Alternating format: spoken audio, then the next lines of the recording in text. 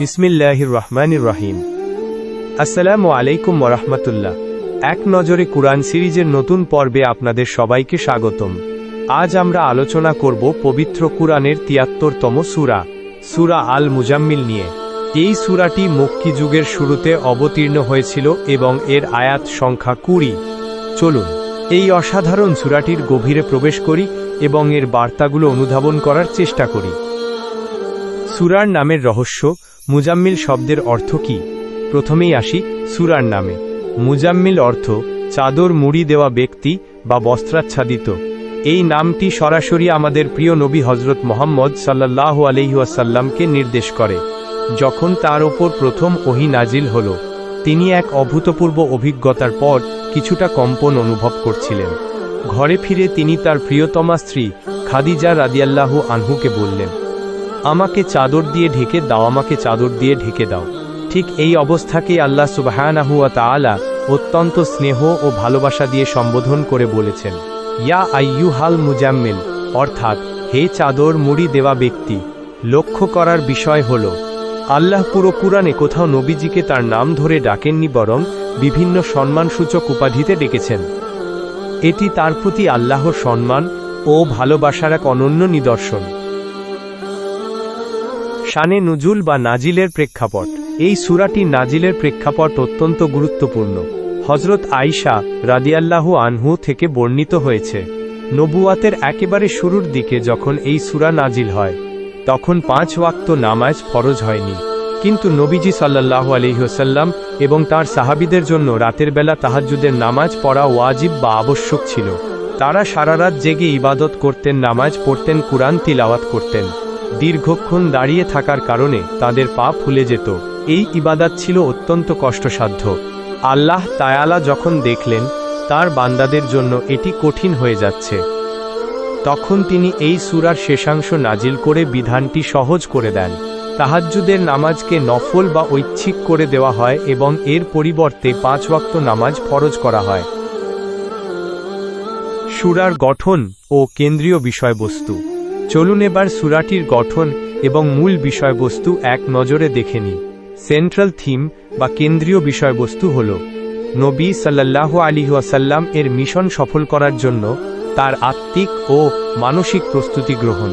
এই প্রস্তুতিকে কয়েকটি ধাপে ভাগ করা যায়। ১. আত্মিক পরিশুদ্ধি। আর এর জন্য সবচেয়ে বড় হাতিয়ার হল রাতের নামাজ বা তাহাজ্জুদ। রাত হল আল্লাহর সাথে সম্পর্ক গভীর করার এক জাদুর কাঠি। ২. নবুয়াতের বিশাল দায়িত্ব। নবুয়াত কোনো সহজ দায়িত্ব নয়। এর পথে শত শত ঘাত প্রতিঘাত আসবে, আর এর জন্য চাই দৃঢ় মানসিক প্রস্তুতি। ৩. অবাধ্যদের পরিণতি। যারা নবীকে অস্বীকার করবে তাদের পরিণতি হবে অত্যন্ত ভয়াবহ। এর জলজ্জান্ত প্রমাণ হিসেবে ফিরাউনের ঘটনা উল্লেখ করা হয়েছে। ৪. ইবাদতের সহজীকরণ।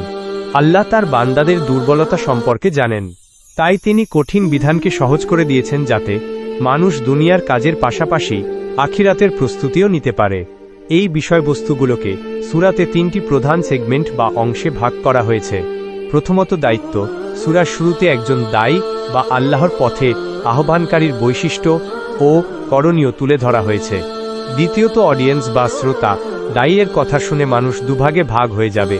একদল বিরোধিতা করবে আর একদল ঈমান এনে ভালো কাজে এগিয়ে আসবে। তৃতীয়ত পরিণতি। যারা বিরোধিতা করবে তাদের জন্য রয়েছে দুঃখজনক পরিণাম, আর যারা ঈমান আনবে তাদের জন্য রয়েছে মহাপুরস্কার। আয়াত ভিত্তিক বিষয়বস্তু বা ওভারভিউ। আয়াত ১ থেকে ৩। গভীর রাতে তাহাজ্জুদের জন্য জেগে ওঠার আহ্বান জানানো হয়েছে।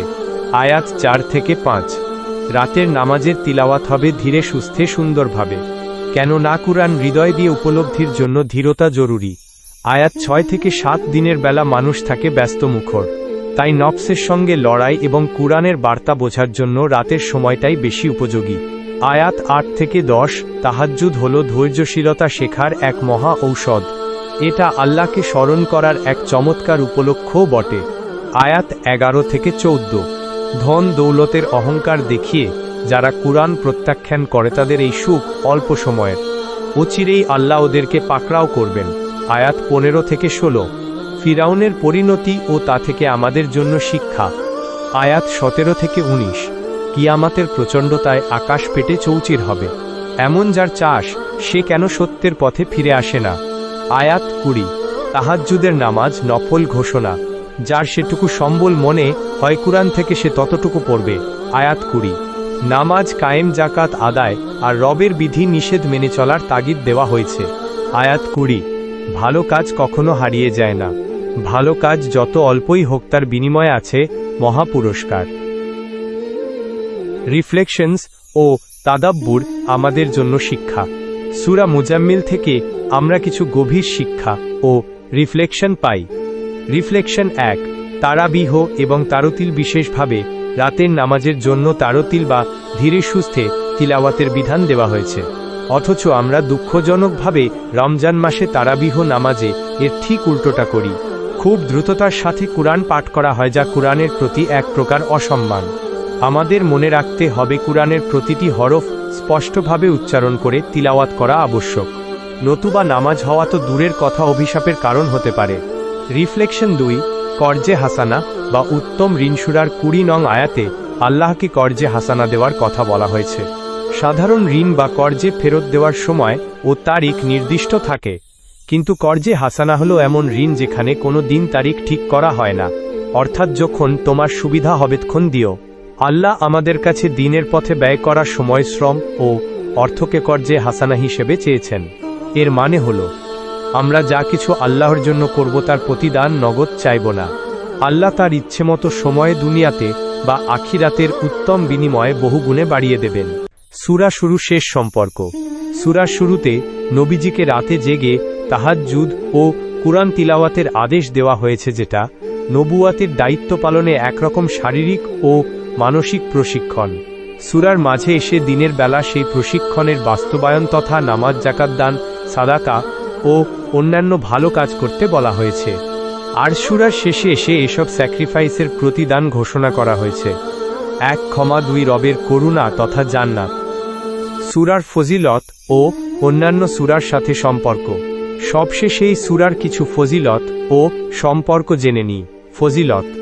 একটি সহিহ হাদিসে আব্দুল্লাহ ইবনু মাসউদ রাদিয়াল্লাহু আনহু বলেন, নবী করিম সাল্লাল্লাহু আলাইহি ওয়াসাল্লাম মাঝে মাঝে একই রাকাতে 2টি সূরা একসাথে পড়তেন। এরকম এক জোড়া সূরা হল সূরা মুজাম্মিল ও সূরা মুদ্দাসির। অন্যান্য সূরার সাথে সম্পর্ক। এই সূরার আগের সূরাটি হল সূরা জিন। সূরা জিনের শেষে বলা হয়েছে যে ওহী নাজিলের সময় আল্লাহ সামনে পেছনে বিপুল সংখ্যক পাহারাদার নিয়োগ করেন। আর সূরা মুজাম্মিলের শুরুতে সেই ওহীর বার্তাকে গভীরভাবে বোঝার জন্য রাতে জেগে ইবাদতের নির্দেশনা দেওয়া হয়েছে। Case study. মক্কার নেতা টাইপের কিছু লোকজন কুরআন নিয়ে হাসি ঠাট্টা করত আর রাসূলের ব্যাপারে মিথ্যা রটাত। প্রাচুর্যের গরিমায় ওরা যেন মাটিতে পা রাখতে চাইত না। বলতো আমাদের জনবল আছে, বংশের দিক দিয়েও আমরা উঁচু দরের, আমাদের আর আটকায় কে? আল্লাহ ওদের অহংকারের জবাব দিলেন, এর আগে ফিরাউনও তোমাদের মতো অহংকার করেছিল। দলবল বলা আর শক্তি সামর্থ্য বলো, কোনো দিক দিয়েই ফিরাউন তোমাদের চাইতে কম ছিল না। সেই ফিরাউনকেও আমি ডুবিয়ে মেরেছি, সেখানে তোমরা আর কি? আল্লাহ ইঙ্গিত দিলেন প্রত্যেক জালিমের জন্য ফিরাউনের ঘটনায় ভাবনার খোরাক আছে। ক্ষমতাবান প্রতিটি মানুষের উচিত ফিরাউনি আচরণগুলো নিয়ে কেস স্টাডি করা। ফিরাউনের জীবনযাপন নিয়ে গবেষণা করলে একজন শাসক কখনো জালিম হয়ে উঠবে না। উপসংহার। সূরা আল মুজাম্মিল আমাদের শেখায় কিভাবে আল্লাহর পথে চলার জন্য আত্মিক প্রস্তুতি নিতে হয়। এটি আমাদেরকে রাতের ইবাদতের গুরুত্ব, কুরআনের প্রতি আমাদের দায়িত্ব এবং আল্লাহর পথে খরচের মাহাত্ম্য সম্পর্কে শিক্ষা দেয়। এটি শুরু হয়েছে নবী সাল্লাল্লাহু আলাইহি ওয়াসাল্লামের প্রতি আল্লাহর একটি স্নেহময় আহ্বান দিয়ে এবং শেষ হয়েছে আল্লাহর ক্ষমা, করুণা ও জান্নাতের প্রতিশ্রুতি দিয়ে। আল্লাহ আমাদের সবাইকে এই সূরার শিক্ষাগুলো অনুধাবন করার এবং জীবনে বাস্তবায়ন করার তাওফিক দান করুন। আমিন। আজ এ পর্যন্তই। ভিডিওটি ভালো লাগলে লাইক করুন, আপনার বন্ধুদের সাথে শেয়ার করুন এবং আমাদের চ্যানেলটি সাবস্ক্রাইব করে রাখুন। আপনার কোনো প্রশ্ন বা মতামত থাকলে কমেন্ট সেকশনে জানাতে ভুলবেন না। আসসালামু আলাইকুম ওয়া রাহমাতুল্লাহ।